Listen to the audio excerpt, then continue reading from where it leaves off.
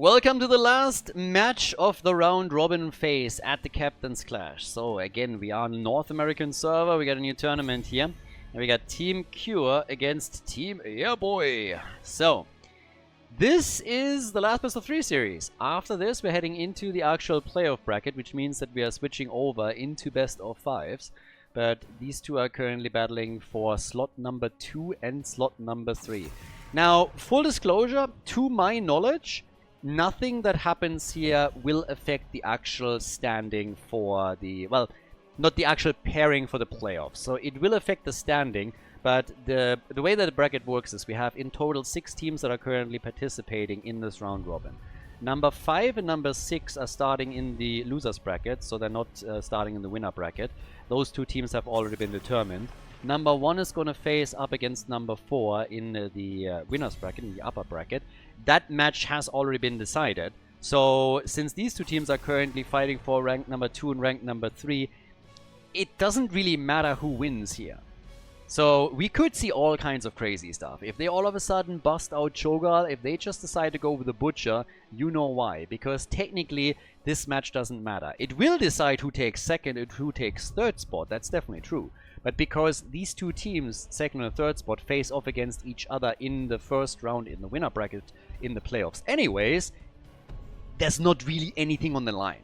So they could just come into this and say like, either they're coming in and saying like, okay, we don't care, we're going all out on this, we're just going to treat this like any other game, and we're going to do our best. Or they're saying, it's nothing on the line here, let's make this a bit of a fan service game. We're still trying, but we're going to bust out a couple of heroes and comps that we might not pull out if there was more on the line. So are we going to get some crazy heroes? I'm not going to go all YOLO mode here, but I wouldn't be shocked if a team is on the lead, for example, if they all of a sudden busted something out and said like, you know what, let's just go for it.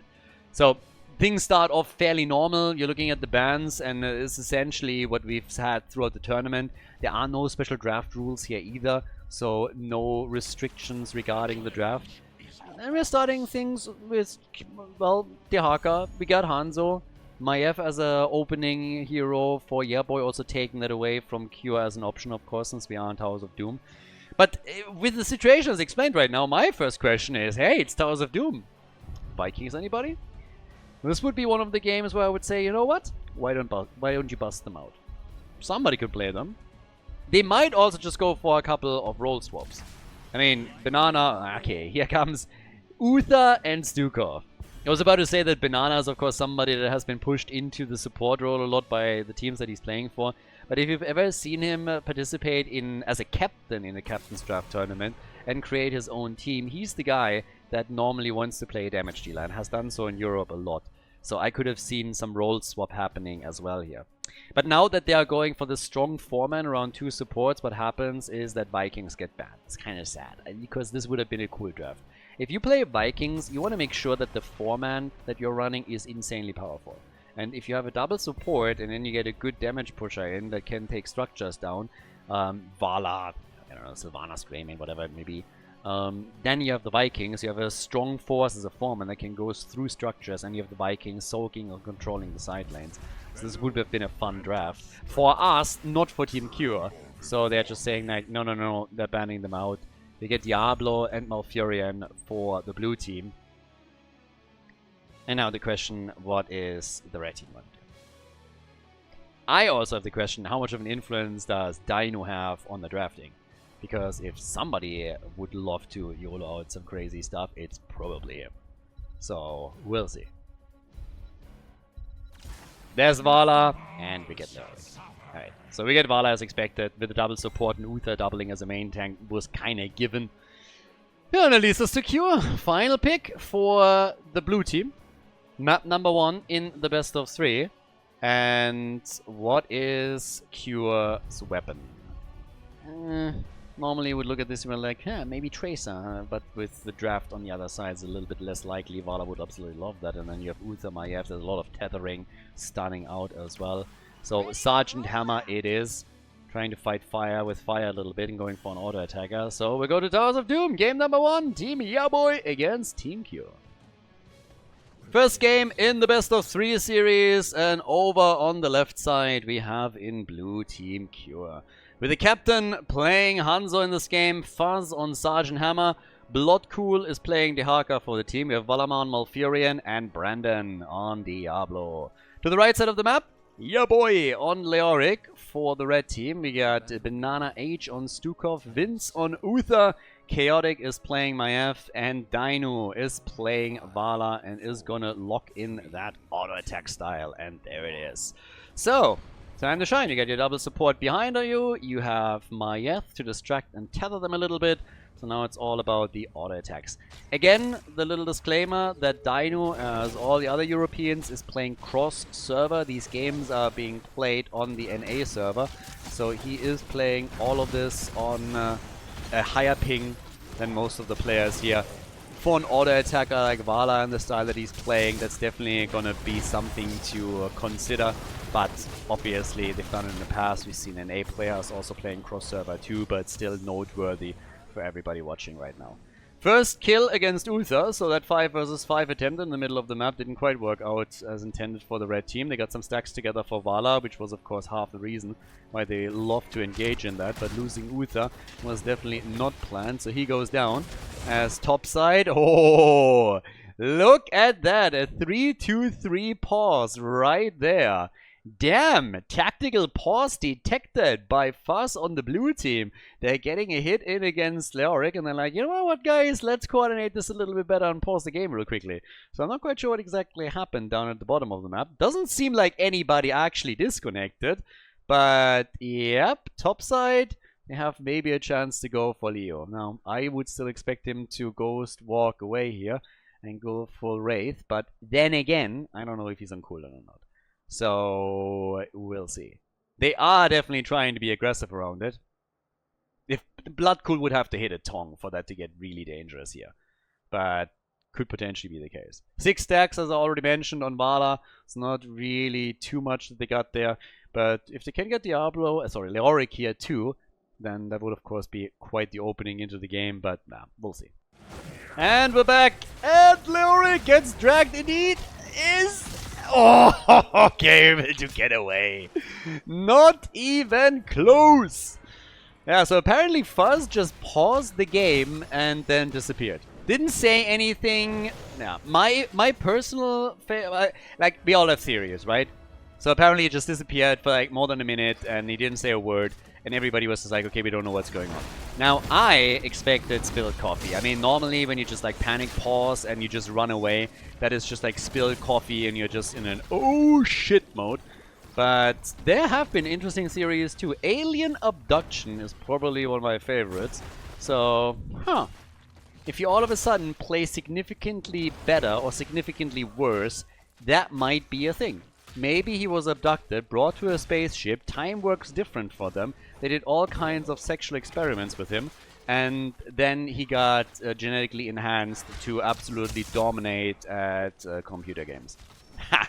I mean, it could have happened, but probably never find out. Somebody has to get Joe Rogan on the case. I'm sure he's going to be intrigued by this. He's going to let us know all of the details. The man's an alien UFO expert. So we need to get the big guns in. On level 4, we actually have for Sergeant Hammer the regenerative biosteel. That's a Nick talent right there. Haven't seen that in a hot minute. Vala is still stacking and is right now sitting on 16. So slowly getting there. Kill for a kill up to this point. But that 4-man is still quite powerful, starting to take structures out. Banana H also moving away. We have a triple altar phase obviously coming in, and if we have some real fights breaking out over that, then Vala is going to just do her thing and work in those auto attacks and try to stack that up. Blue team, just be a bit careful here. Dino keeping the hatred up. And since the Haka appeared, he also had to get the hell out of there, because that could have been bad. Vala's going for the top right. Leoric is actually attempting to delay the rest of the team slightly. Of the opponent's team. But the shots are fired. They get the 2 altars, the red team.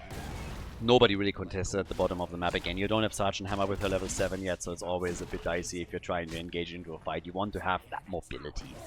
Kure didn't, so just let that slide. Not a lot of team fights for Vala, but she's still able to work some auto attacks in. And you know what? Might be able to get a bit more done down here too, slowly and steadily. This is turning into an actual team fight. We have Banana H saying hello, currently still hiding in the shadows, just trying to suggest to the opponent that there's only 3 heroes around. But now we have the mobility for Sergeant Hammer, so in comes the Hava Siege mode. This is a talent that at this point I really think Blizzard could just make baseline at level 7 the same way that they, you know, did it with some of the talents for Stitches on 13, because there is no real other choice. Unless you're trolling, you're not gonna see other talents. I've seen some fun games in the past where people go, you know, for graduating range when they're playing with Stitches and he just repositions Sergeant Hammer with Helping Hand, but that was ages ago. And if you're looking at any real game, whenever you're the last time in an actual game that people were trying to win that was a little bit of a Wood League or Plastic League, people seen taking a different talent. It's Hava Siege mode all day, every day. Probably more than Hook Range on Stitches was ever taken. Don't have the numbers for that right in front of me, but I would imagine that nobody is taking anything else outside of you running a quick match down with people that don't read talent abilities. So, yeah, I mean, either way, it's one of those things. I would not be too annoyed if they made that baseline at some point. Shuffled the talents around maybe a little bit, look at what level 7 could provide, but yeah, either way, it doesn't really matter too much. Right now, we got level 10 slowly coming up, the next altar phase with a double altar is on its way, and Vala is still working this in, so again, for Dino, it's not really a spot where you can do a lot of moving into fuzz, and Sergeant Hammer's range is obviously also a bit of a weird one, because first of all you get pushed back like in this case, but also these auto attacks from Sergeant Hammer, they hurt, and they hurt a lot, so they're currently getting hit hard here. But as things stand, level 10 will be ready in a few moments, and teams are fighting over the altars now. The Haka's coming in and is saying hello from the top lane. Is visiting. Leo is just now starting to move down, and here comes the attack. Nice move forward. The double Rain of Vengeance, and Vala is working it. Oof. Dino dancing around the opponent and weaving in those auto attacks. Wielding his bow like a surgeon, a scalpel. Look at that. Oof. So, still nobody dead or dying. They're still trying to get the channel in, and at least in this case, the first altar is claimed by the red team. They have a chance to fight for the one at the bottom of the map too. Going for an easy exchange, obviously, is the minimum that they're getting. And with Sergeant Hammer slowly pressing forward, it seems like they're willing to let one go, give that one up. That they're actually content having grabbed 4 of the shots. And yeah, that's more or less it. So, still very easy way, or a smooth way to ease into the game here. Yeah, and with 51 stacks now, Dino has, of course, the first quest reward too, so a bit more damage for him as well.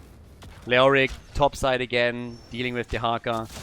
Couple of camps up, but Sergeant Hammer is now becoming more problematic in the sense that we are seeing Fuzz really control space and makes it difficult for the red team to dive into any of it.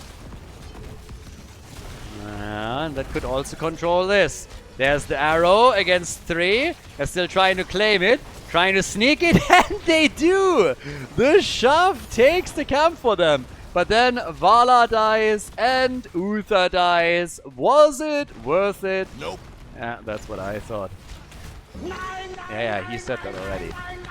So, this is how it played out. Check this out. So the arrow comes out, big damage, and they're like, what if we still take that camp? Yeah, there's the shove. They're trying to get out. And bam, that is the end of 2 of them. And now Kure and his team are starting to push for the bottom bell tower. Alright, so it seems like it's going to be an easy conversion for them. Not going to be... well, actually, not quite. Diablo! Okay, that was an interesting shove. I think if not for that, they might have been able to take this one on. Malfurion dies. Blue team on the retreat. I mean, it's a 5 versus 4. It was for a few moments because the Haka is still at the top. Not bothered by anything. But, yeah. We got a game on our hands. So, 3 kills to 2. Vala now on 60 stacks. If they would have dived into that the way that they did, it would have been... oh, another quick hit. Divine Shield comes out with Vala dying. She obviously also missed one of her Missed 5% of the auto attack speed. So one of the Gambit stacks is now gone. By the way, can I just say that it's dive? The past tense of dive is dive. This whole dove thing is really not my thing. But actually, wait, now I'm confusing myself. What am I saying all the time? Dived into the back line. Yeah, okay, so there we go. But yeah, like, this is always driving me nuts. There's people that say dove. When I hear dove, I just want to throw up. I need a bucket at that point. So, there's a little flank around. And Vala is dead again. So is my... They're playing a little bit too greedy, don't get me wrong. I appreciate an aggressive play as much as the next guy, but at this point you're clearly overdoing it. I mean, these guys are so hungry for kills that they're now losing 3 in the process, and this is going to be the 4th. So this is... And the Uther Ghost is just dancing. Alright, alright. The full 5-man team wipe as they're getting murdered. Vala has now died twice. That's 10% of the auto attack speed already gone. And yeah, this just hurts. This absolutely hurts.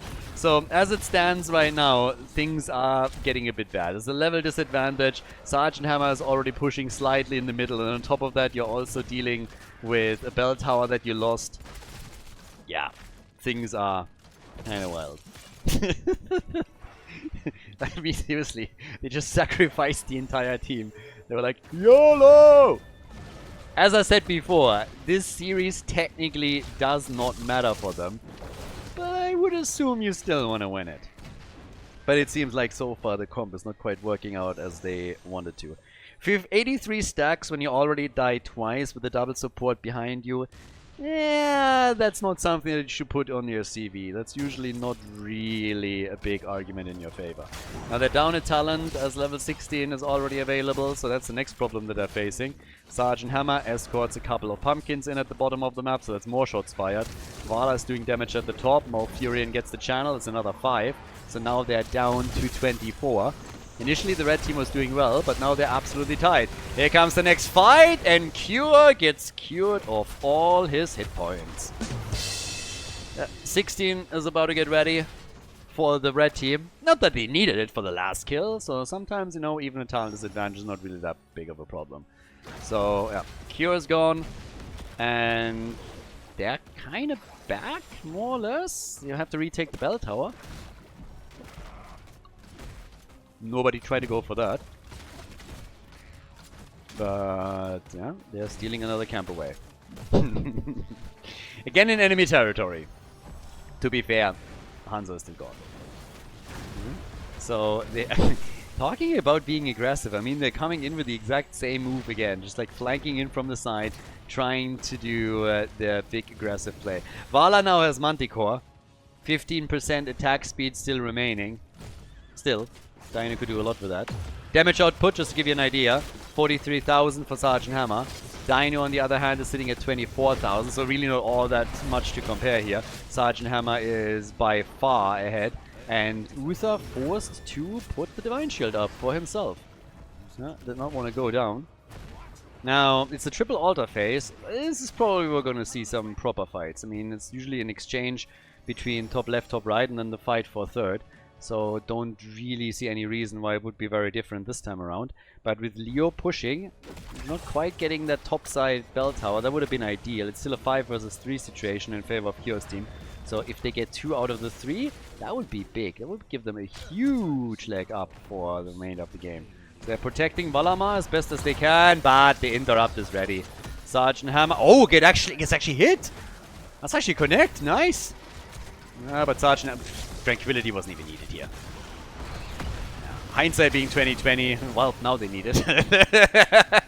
Sergeant Hammer gets murdered, but there's like one... And no! Vala gets Hanzoed! Vala got Hanzoed, only 3 shots fired against 5, and now the battle for the final altar, which could... Oh, the barbecue! Banana Age! A toasty Stukov here. Yeah, Diablo.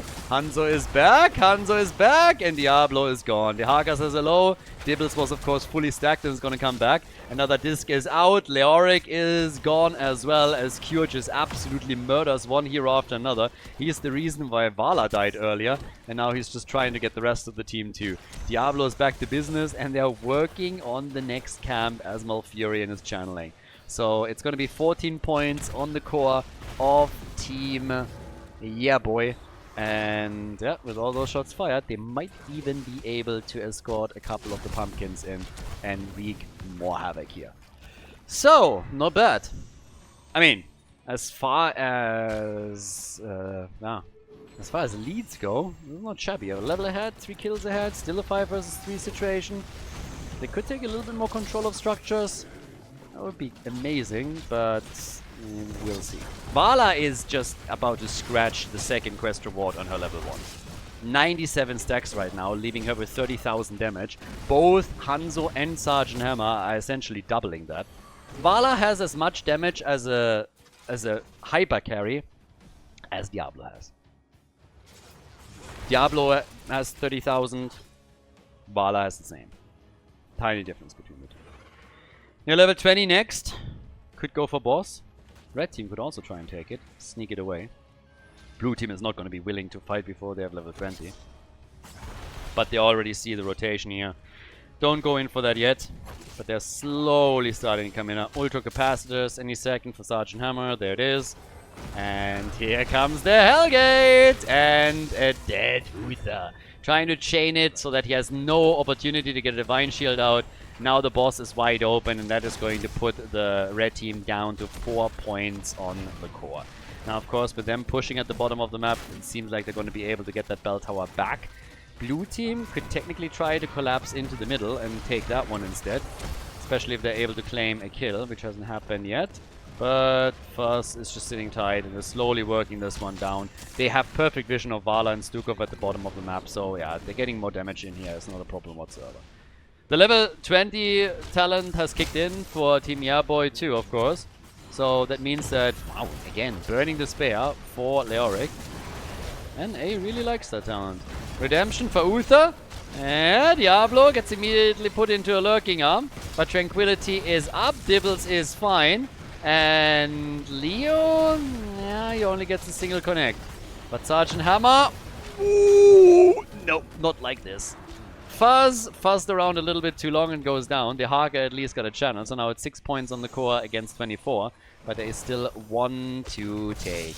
One at the top right. God, if the Haka moves in and just... If the Haka just steals this one, I would laugh.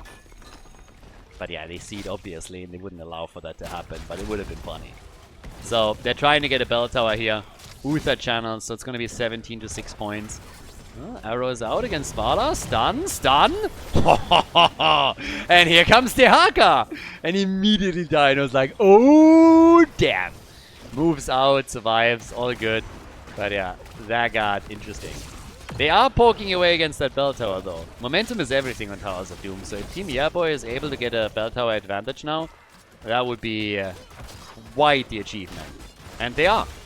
So Vala with Farflight Quiver just has the range that they need in that situation to work that in properly. And now they are moving down towards the bottom of the map in an attempt to basically do the same thing here.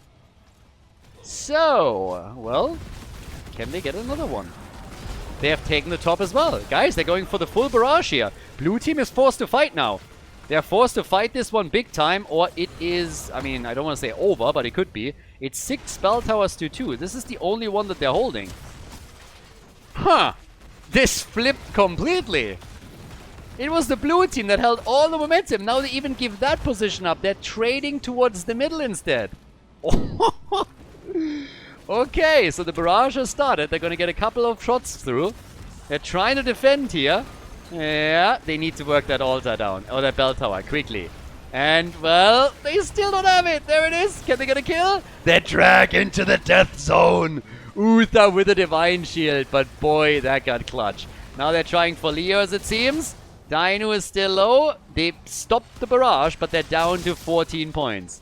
6 points to 14. So, That got interesting.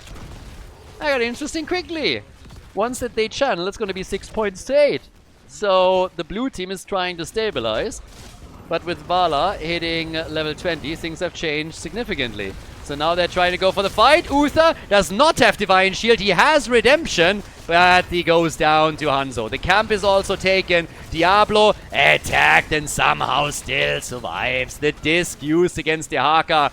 Leoric is gone. Sergeant Hammer with the big damage. Uther, of course, is back to business. But it doesn't change, or it doesn't change what's happening on the scoreboard. 8 points to 6. The blue team is still ahead. They have to take a lot of control back, and they're trying right now. They're starting to go for that bottom bell tower, and they are claiming it. Bottom bell tower is claimed.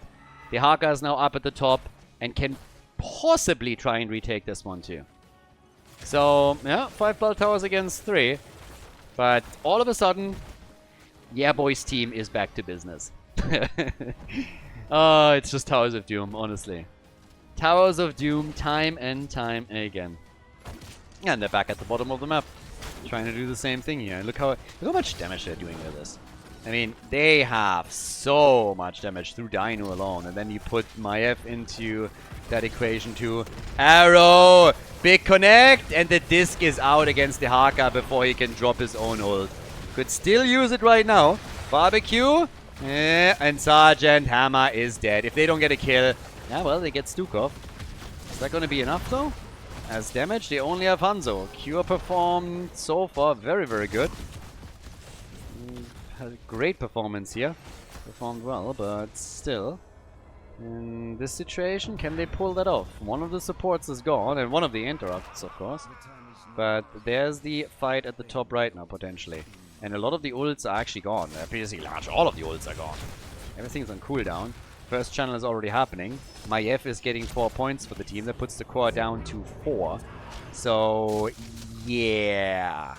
You need this one. If the red team wins that altar, it's over. There's the push with the Entomb dropped by Leoric. Yeah, Diablo's still fine for now. Gets away. The disc against Hanzo. That's a problem. And there's the channel. No, they're not interrupting. What are you doing? What are you doing? They throw the game. They just ignore it. Q jumps over. That's GG. Team YEAAAABOI wins. Before we head into game number 2, make sure that you subscribe to the channel if you haven't done it yet so you don't miss out on any future content here on Khaldor TV. Game number 2! Well, not interrupting Maiev turned out to be a bit of a mistake. Seems like Hanzo got caught with the disc mid-jump. I'm not quite sure if he actually YOLO'd out the ult afterwards, or if that was just me looking at the minimap the wrong way. But somebody needed to interrupt that. So they just moved up towards the top and were able to sneak in a channel with Maiev and win the game. I already thought that the positioning of the blue team around the middle bell tower was a little bit strange, and that they should be more worried about their altar, but yeah. Team YEAAAABOI turning the game around after they got slaughtered throughout the mid game. We're looking pretty okay here. Now that we're going into match point number 1, we'll see what the red team can pull off. It is the map choice actually of Team Kure. So after losing the last map, they had the choice whether they want to whether they want to decide the map or have first pick first ban. And they decided that they prefer to go for a map choice and locked in Dragonshire. So, Globals, Vikings. I mean, what's the move here? We've seen a lot of Vikings banned out on other maps throughout the day, but Dragonshire... It was actually back in the day when Dragonshire was a Viking map, which was really fun. Like the Spanish brothers were very, very fun here. Shad was another one that also played Vikings on Dragonshire. And what a lot of these guys were actually doing is using Balog as a topside hero and then proxy waves between the fort and the keep and applying a lot of lane pressure that way, which was pretty cool. But, well, with that, we now have Dehaka and Sylvanas as the early picks. So, Bloodcool is going for some global action. Falstad as a counter, or are they just okay with Dehaka being run here the way that Team Kure obviously wants to control the side lane? Now, they started their own draft off with Jojo. Always a great pick. Maybe interesting what Dino's going to pick here. We got Rhaegar, and yeah, of course. It is Dragonshire after all, and we are going for an original play. So, Zagara gets played on Dragonshire a lot these days and picked by all kinds of servers. But the one player that actually did that for the longest time first was Dino. So, right now, he locks Zagara in. Is that going to win them the game? Are they going to dominate that bot lane the way that he is going to intend to? I've seen Zagara backfire so many times, honestly, it's a little bit nuts. She can work out beautifully well, don't get me wrong. But she's also been crushed a ton. And a lot of the times when Zagara was played lately on Dragonshire in such a big position was actually in the context of tournaments that have draft restrictions. So where you can't play a hero more than once, where maybe some heroes are banned and some such stuff. That makes it a lot easier for you to pick Zagara in a position where a lot of other heroes that are strong against her have already been taken out of the pool, but now that's not really the case. So Zeratul gets banned for exactly that reason, but you have Genji still out there, amongst others. So, are we gonna get Genji in this, or will they just say like, nah, we're gonna deal with it a different way? I mean, you could go Genji Anduin if you wanted to.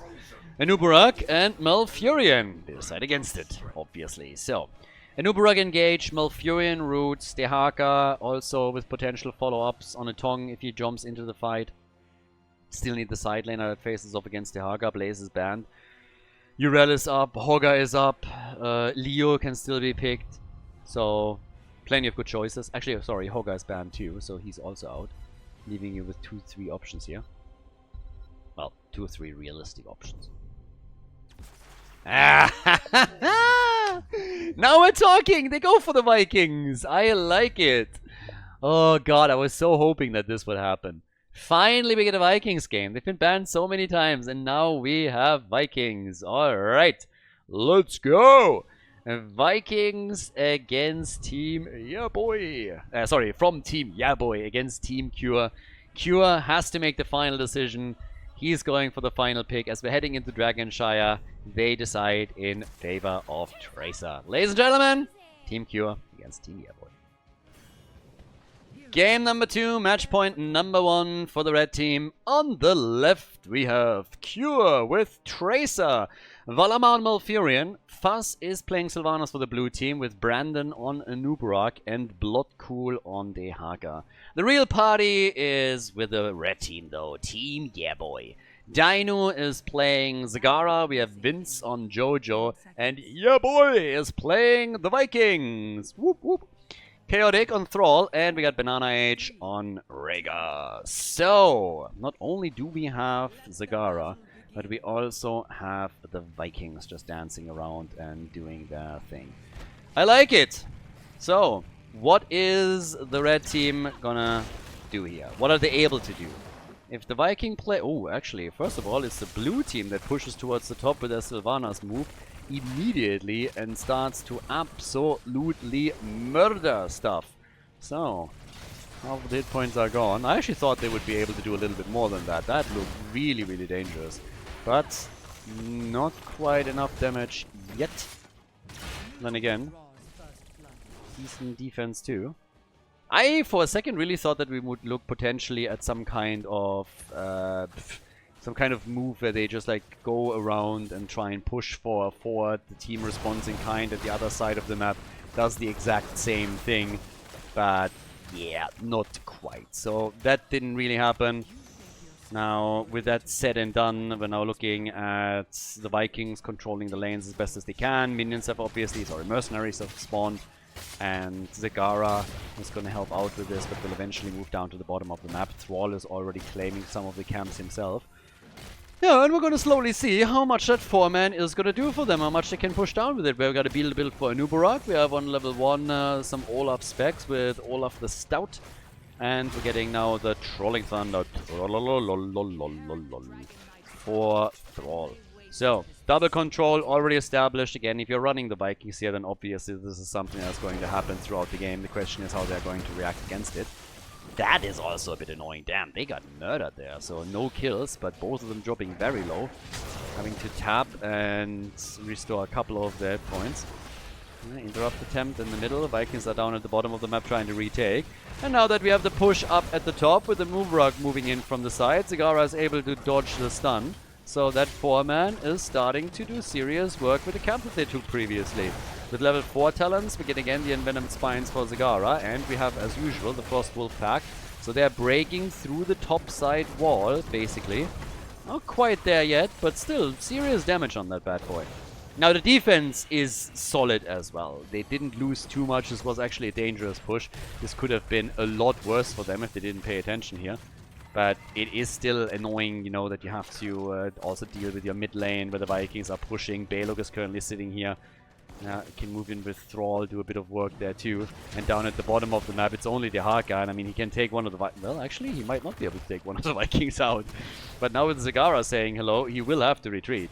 Balog is already there. Yeah, Zagara. Now Eric is there too. Dino, he might have underestimated that. Is trying to dodge a Tong that just doesn't come. And now, no! Bloodcool moved into the range of the tower. Ah, that would have been quite the play. If he 1v1 Dino to death here, that would have been something. Nice body block. No freaking way. Twice? These guys are escape artists. Bloodcool kinda outplaying Zagara at the bottom map was pretty big though. I mean, Dino survived, don't get me wrong. But without that tower just taking aim, that would have been the end of Zagara for sure. Basically, Zagara was trying to dodge a Tong that never came. And because it delayed so long, Dino just lost hit point after hit point after hit point. As it stands, we still don't have first blood though. Nobody has died yet. Everybody is still going for structures.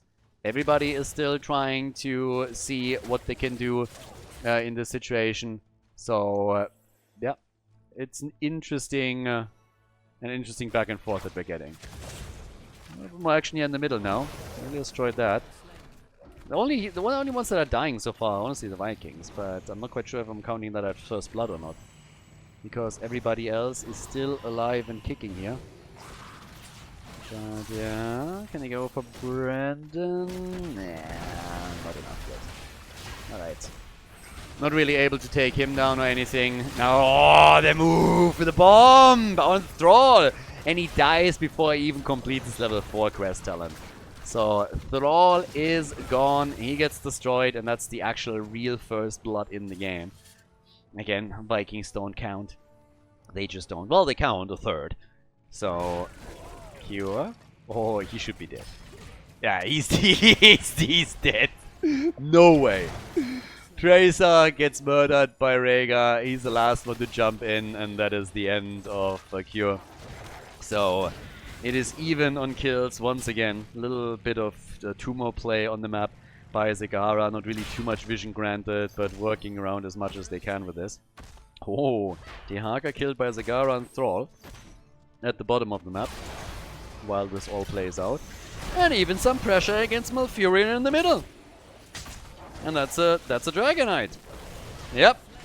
Rhaegar. No! Can they kick him? Fuzz with the last second jump over the wall.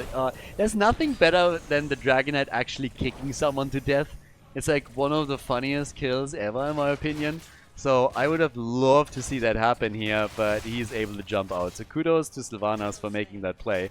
And also getting a kill against Thrall right now. While top side, this pressure still applies. And now it's Tracer that is dead again. Yep, damage over time is gonna wreck her. So Tracer is gone too. This is quite the game here. 4 kills to 3. With the Dragonite, they weren't able to accomplish a lot. She's still pushing. Nearly killing Johanna, but Fuzz went a little bit too deep. The Haka, okay. Coming in again. And now it's Dino that has to maw up. Ults are out. Dino, the root, the ancestral. And he's alive. And instead, we're getting an attack against Sylph. They get saved by Malfurion's Tranquility. This game is fun. We are all over the place now. Brandon is about to go down. Nope, he gets saved. Yeah, this is an awesome game. I love it. Viking games are awesome. And Slingshot Eric nearly took Malfurion out. God, they're all over the place now. This is glorious, honestly, I love it. Quest still not completed by Thrall. He keeps getting killed whenever he gets even close. And yeah, so now we have the next camp about to be taken. Moving straight up for this one, attempting to claim it and maybe even push with it, but we see the same thing on the blue team side, so they're gonna have a counterweight to all of this if it plays out like that. Then again, Brandon, Bloodcool, they're still pushing here. And over on the left side now, yep, there's the kill against Sylvanas. Now the red team is starting to get really aggressive and making some plays. They want that camp. They might get that camp, but the blue team is not giving it up. They really want that thing. But everybody's jumping in. They steal the camp. Damn. They actually got it. Thrall completes his quest, and then does he die? No, he makes it. Thrall made it. There's the Maw. They're still hoping to fight through this. Tranquility used. Zagara on the run, and they get out. But boy, imagine them actually winning the fight and taking that camp. If they do that, then it is an absolutely different story. Because in that scenario, you have not camp against camp going up at the top lane. You all of a sudden have a double camp pushing for the top side forward, and with the pressure power of Sylvanas and some of the others, that could have destroyed the first structure in the game. So yeah, that was pretty good for the blue team. I mean, again, they lost the hero initially, but grabbing that camp and not letting go, winning that fight essentially, that was important. If that doesn't happen, they are in some serious, serious trouble. So very, very important move by them, and yeah, thankfully for them it worked out. But it's still very even. Blue team is a bit ahead in experience, but everybody is still fighting. It's just fighting, fighting, fighting, and there's the kill. It's a trade of frontline tanks, but with Tracer moving through them like hot butter through cheese, we now have Thrall dying too, and it's just damage from Kure all over the place. Vikings maybe with an attempted sneak at the Dragonite, but that gets shut down quickly too. No chance. Yeah, no opportunity here. They were guarding the spot. Not a problem. And now Eric at the bottom is trying to defend, but not able to do too much here. And Zagara is nearly dying. Oh my god, they're actually staying around. I was about to say, Zagara's gonna fall, but instead, they're trying to take Sylvanas out. Rhaegar with a jump could have been able to seal that, potentially. But Banana Age, not a chance to get close enough and really take him down. So now we have 6 kills to 5, but we have also a leading experience for Team Kure. That is something that we still have to highlight, because there was a Dragonite claimed by the red team, but it didn't do enough damage. Oh, Zagara, not like this. Yeah, gets kicked into the circus over here. That's a little bit of a curiosity. And now that they're going for Thrall, they get him too, of course. So, 9 kills to 5. Team Kure, yeah, they're just saying, boys, we're not gonna lose like this. This isn't happening. We're gonna shut you down hard now, and right at this moment, it is working. They're not only gonna take the significant lead in experience with a level 16 talent, and is kicking in a moment. They have a chance to maybe even get a Dragonite and see if they can play around the objective, maybe take another fort out, because the first one has fallen, the second one as a follow-up would be awesome. Yeah, there's the root, Dragonite has been taken, the Ancestral. Boy, that timing. Kure wants Rhaegar, can't get him. But yeah, the Maw is also missing. But Kure is now dead. He recalled away from the Maw and finds himself just trapped in a corner. So that's a kill. The Dragonite with damage against the object, against the fort though. But the one thing that I still have to say is that as Zagara is now marching towards her next talent here, she is going to do a significant amount of damage, and then on 20 is going to get boosted even further. So there's a lot of late game potential for the red team. A little bit similar to what we saw in Towers of Doom, where at the beginning and in the mid game it was the blue team that was doing exceptionally well, and then things started to fall apart. Now let's not forget that the Vikings are also going to get a lot more combat ready once that 16 is available, aka now, because they have Largen in charge from Olaf and can use that to stun people even further. So that tier here is something where I think it starts to become a lot more tricky, and it's already happening. The aggression is still there from the red team, but now they have a bit more firepower to follow through on all of it. They take the Haka down, And yeah, with all of the roaches and everything, they just say, you know what, we're gonna go try and go for that keep. Sorry, the fort. They immediately stopped though. So there is some resistance here. Vikings, and ooh, that's a kill. Yeah, that shouldn't really happen. I mean, first of all, you already killed the Haka, and now you're losing heroes just like that. But at least Thrall gets the counter kill and dodges the stun from an Uberak. Nice. Yeah. Sylvanas. This is an awesome game. I mean, come on. The series is real fun. They are jumping left, right, left, hit after hit, and it's honestly awesome. Bloodcool comes in after he died. Ancestral is out again. Triple more. And where's the damage? They're trying to go for Sylvanas, and they take her down, the Vikings this time. And just look at Anubarak. His hit point pool just disappears. A little bit of a magic trick, pulling a full Houdini. We have 20 kills. Guys, we're 12, 13 minutes into the game, and we have 20 kills right now. And this time they're going for structures. This time they're gonna try and end this at the top. The fort is destroyed. First one to fall over on the blue team side. Damage output, what do we have? What does Zagara have? Zagara's at 53,000. Sylvanas is at 58,000. Tracer, 57k, so the two top damage dealers in the game are fighting themselves on the blue team side. But again, the last couple of minutes have looked a little bit different here. Now they go for the Haka again. He pops his essence. Can they slow him down enough and get the damage connected? No, instead it is again a push against Jojo, and she falls again. The Vikings, they're grabbing the Dragonite though. Dragonite in the middle. Chaotic with some extra damage and is able to push out. Middle of the map. Yeah, I mean, Dragonite is pretty much alone, but it's only a Viking, so it doesn't matter too much. Even if they lose him here, it's going to be fine. So they burn that down super quickly. And since Johanna is missing, the rest of the team can't really do a whole lot. But they still get the thingy down to 50% of its HP. But these Dragonites are not doing a whole lot, because the blue team seems to be getting a counter kill every single time that things are getting dicey for them. It's still a wild situation though. Yeah, nearly all of the Vikings are killed now. Don't have their ult either. So it is a bit of a crazy game. Another fort is about to get destroyed. The Haka is chasing Vikings at the bottom of the map as we speak. And the red team will have to try and recover here. Now, as I said before, level 20 talents are, as usual, game changers for a lot of these guys. And I think that Zagara and her damage output, as all of this continues, is going to get pretty wild. And on top of that, of course, you have also Rhaegar with her doubles Ancestral, which is also going to be pretty huge. That should be quite the game changer for them. Yeah. But first of all, you have the blue team with that 20. So yeah, blue team kicks 20 in. Total Recall is now in. That is making Kure even more dangerous. He's already annoying enough as is right now, but this is making him more dangerous than before. Blinded by the light, the double Ancestral is in. Final fort falls. The outer ring of defense on the red team side is gone. Zagara, as expected, has gone into the pack instinct. So, yeah, that's going to be very dangerous.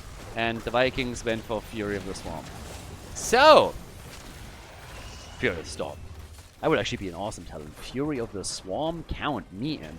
It's like a Zagara and Viking hybrid. Honestly, if Heroes was a little bit of a different game, I mean, I know they didn't do it. They probably didn't do it because it would have made things a little bit too complicated for the audience and players too. But imagine if there were combo talents. Like talents that you can only unlock when you play with another hero in the same team, for example. Like, I don't know, if you play Tychus and Reyna on one team, you have something that you can unlock at level 20, where you get some passive boost or something like that. You could theoretically come up with a couple of interesting ideas of certain combos of heroes that either empower a specific talent that you can take with a passive, something like that.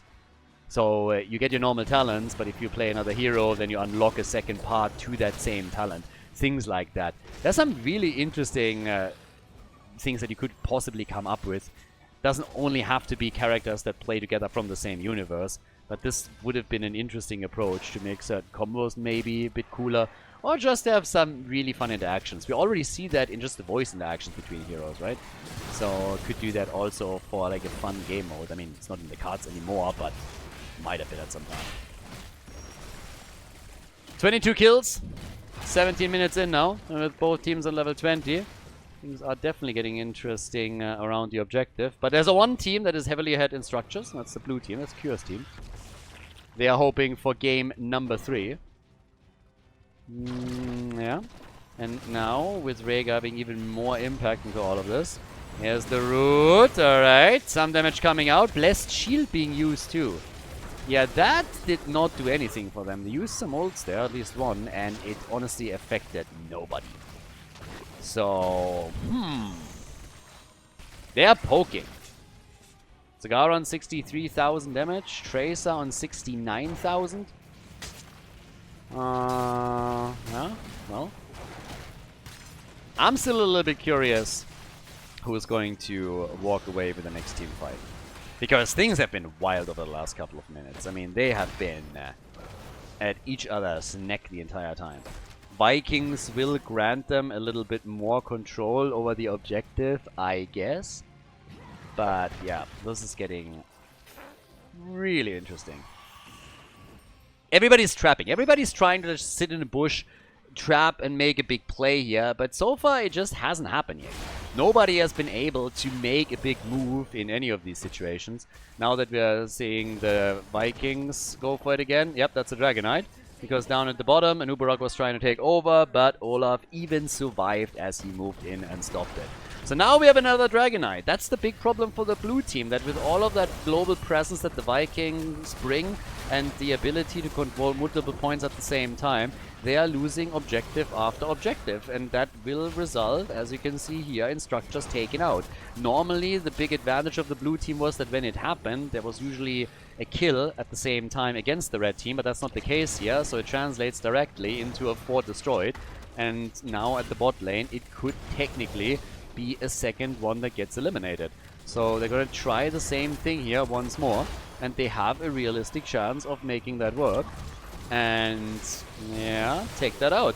Zagara, Ancestral, number 1, number 2. They still want her. Isolation, bit late, but quickly enough. Bloodcool gets attacked. His Dehaka impact is honestly sick city. Another big drag, just as I say it.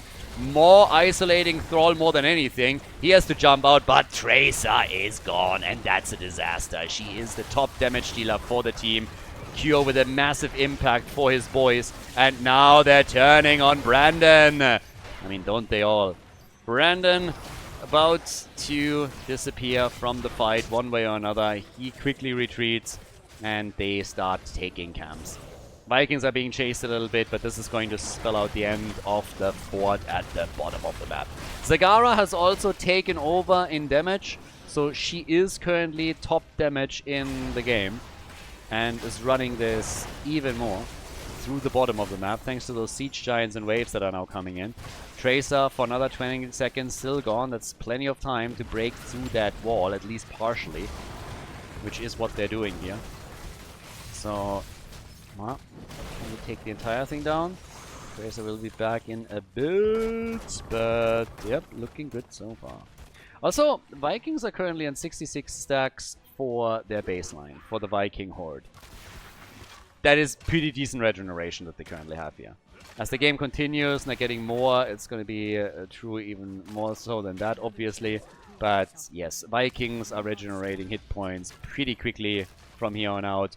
And you will have sustain. If you're able to get away from a fight, whenever that will be, you can essentially just traverse to another lane, and by the way you arrive, you're on full HP again, you can start to push it out further.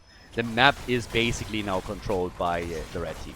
Now, it's still dead even in structures, and just one good team fight can win it for you. Doesn't matter if it's the red team or the blue team. One good team fight here, and you got it. Tracer has been the biggest threat so far. If they can shut down Kure again, they can do a lot here. Look at the siege damage, by the way, of the Vikings. 240,000 right now.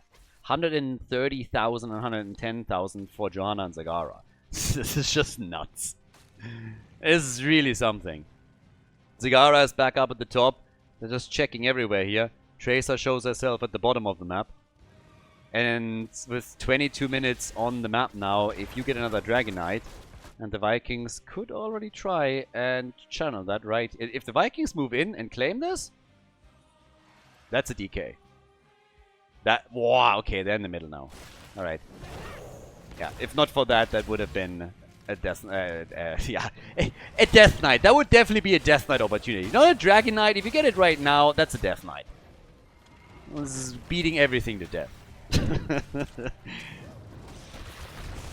Well, YEAAAAABOI still sitting at the... Imagine this game without a global at least on their side. So yeah, still poking this out a little bit. Vikings all alive and kicking. They just can't get control over that bottom shrine. That's the only problem they have right now. But they are sending Zagara to the top. Going up against Bloodcool here. And yeah, they're pushing out the bot lane, and the blue team, upon seeing Zagara, is starting to push a little bit into the middle and trying to get some headway here. There's still creep tumors on the ground. Oh, Fuzz gets split from the team for a moment. Those are the scary spots. If you're just sitting there like, am I out of range of Sundering, Blessed Shield, Maw, whatever could come my way. There's somebody going to flank. Vikings are still pushing at the top. YEAAAAABOI, that's a bit poked, but they got Siege Giants now too. Alright, Vince is ready, gets stunned. A bit of damage so far, so easy. There is YEAAAAABOI, instant Maw. Instant Maw from Dino, no hesitation, and now the double control, forcing the blue team into the middle to defend. So now the positional game has completely changed. Now they're sitting here in the middle, trying to defend all of this. Good damage against the red team, though. Lots of damage against them. And the Wailing Arrow. And Thrall is just dead. Thrall is dead in a second. The Vikings jumped into the back and were trying to apply pressure, but Valamar reacted instantly and saved the day. And they killed Jojo too. So, yep, that changed the game significantly. That double kill was massive. As I said before, one big team fight is all that you need here. So, Kure is taking the top control, and that's a Dragon Knight. There's nobody to contest anything here. YEAAAAABOI can delay this slightly, and does, but he's not going to be able to prevent it. He's going to buy them a few more seconds, but that's all that he can do here. Dodges out on a lot of the stuns, but there's the Dragon Knight. And now, 24 minutes in, that should be a keep. Zagara, yeah, still, you have Siege Giants. Oh, you have 4 Siege Giants. Well, 2.5. 2. Wah wah. But yeah, the wall is already open. That's a key. Question is simply, can they get more? Probably not. I mean, I don't really think so. Dragon Knight is already losing hit points quickly. They now got everybody back up on the map. DK is attempting to do a little bit of damage here, but there's now Hydras in, and that Dragon Knight disappears as quickly as a shield on the core. But I'm not sure if they can really end the game here. The shield is gone, but do you really commit to that 5 versus 5? Yeah, I highly doubt it. They will probably have to walk back here, and they do. The core is taking a bit of damage as you would expect, but nothing that forces the issue yet. I don't think that ending the game was ever in the cards here unless you get another kill. So, Zagara, 91,000 damage. Sylvanas by now nearly at 100k. 97,000. But the dynamic in the game has flipped again. It's now clearly the blue team that is ahead. So, blue team is ahead, has taken the lead. And, well, can the red team recover from this? They've given up a lot. That double kill against them hurt. And now they have to deal with the bot lane pressure. Vikings are not going to have a problem with that. But it's still the same issue. If your opponent chains up their stuns and things like Wailing Arrow, then you just see heroes disappear. Which is exactly what happened to them. They had a hero, and a second later it was just gone. So, they're trying to wrap around here, see if they can maybe get a kill. Nubarak. Are they going for another stun? Yep.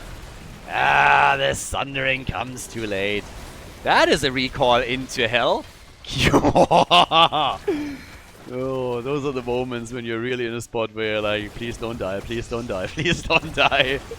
Yeah, if they had another stun, that would have been really tricky for him.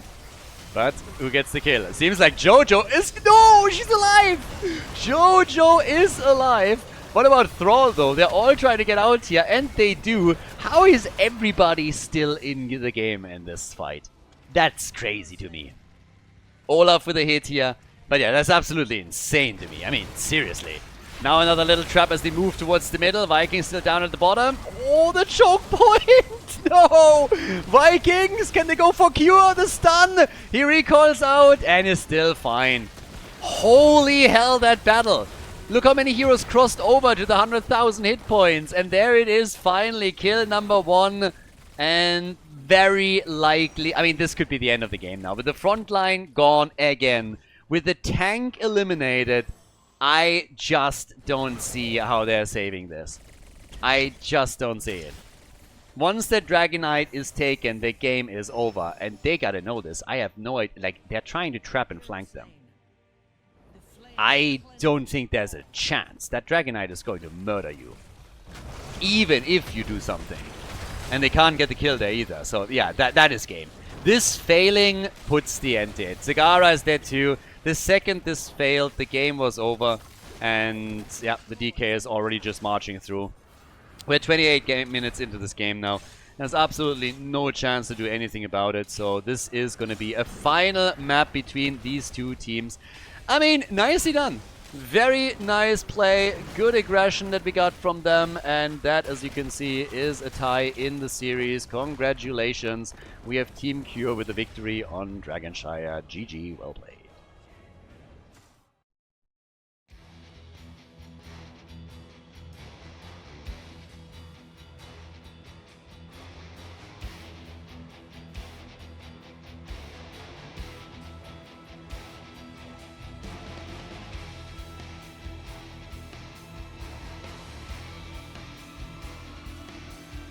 Thank you everybody for watching the video today. I hope that you enjoyed the show and the commentary. And keep in mind that the spoiler protection that is going to run for the rest of the video is made possible by all the support on patreon.com.